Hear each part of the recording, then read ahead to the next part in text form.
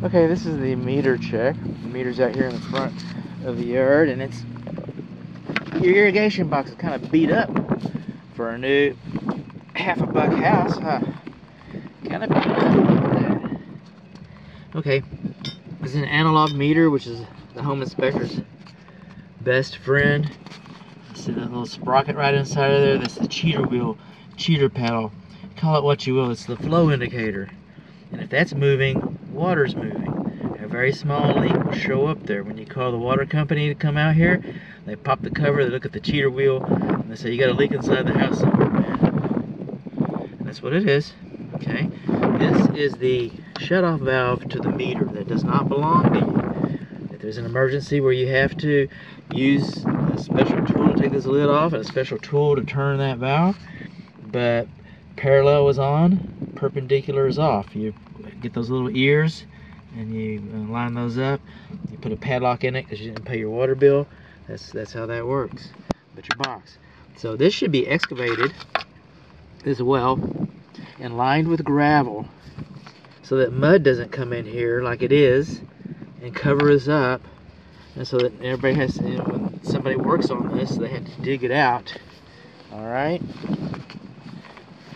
So that's what should happen there. Moving on along, we'll move into the garage from the east side of the house. The small garage on the north wall is your main water shutoff valve right here. You want to go up here with me so I can show your AC filters? And so we come over here inside the garage, and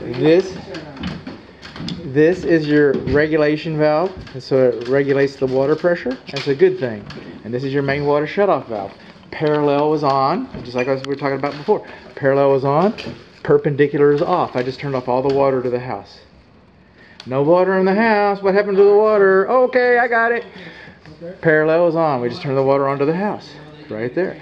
That's your regulation valve. You can't create water pressure that you don't have, but you can open it up.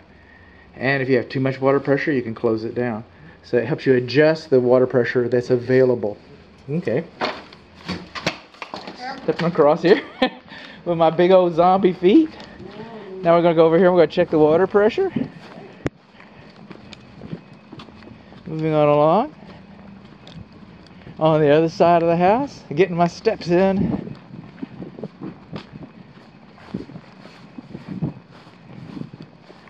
That's what white folks say. Getting my steps in.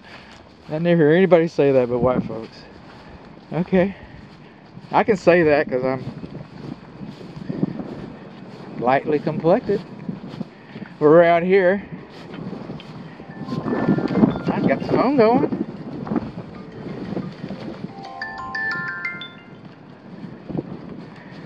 Okay.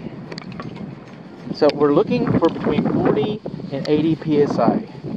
And actually 40 is no longer, less than 40 is no longer effective.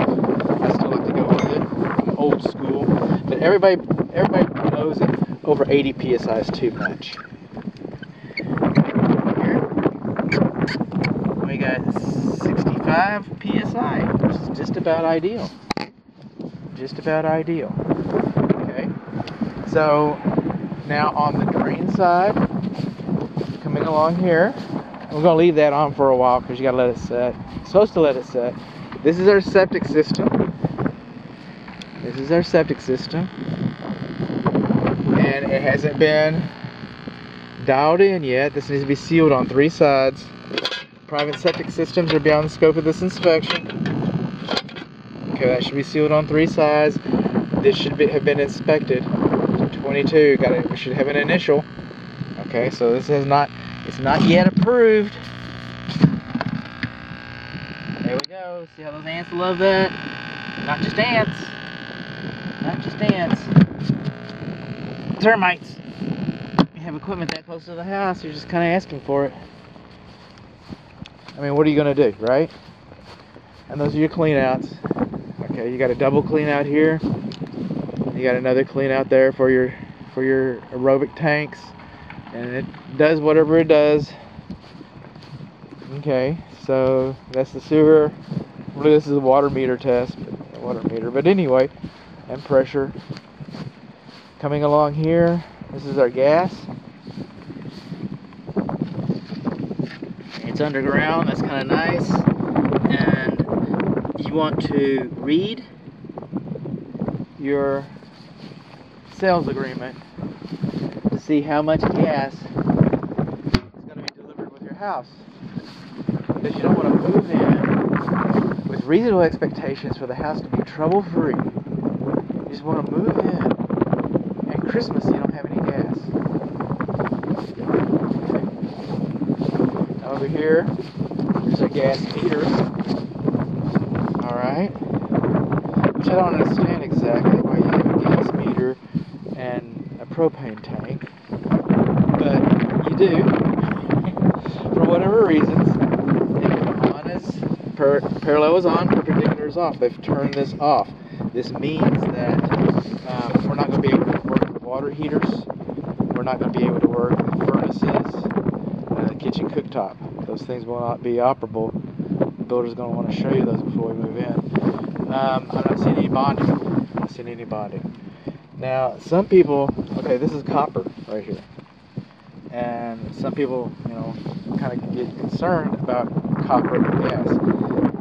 Copper and natural gas. This is propane gas. Copper is completely acceptable for that. This is the lawn sprinkler system. I noticed that the weather sensor has not been installed. But this is the check valve, and this check valve should be insulated to protect it from freezing. Because right now, your check valve for your lawn sprinkler system, you get a blue northerner come through here, these pipes will freeze, they'll bust, you'll be in a world of hurt. This right here on the south side is your main shutoff valve to the whole sprinkler system. And again, parallel is on, perpendicular is off. And like the meter, this box should be excavated and lined with gravel.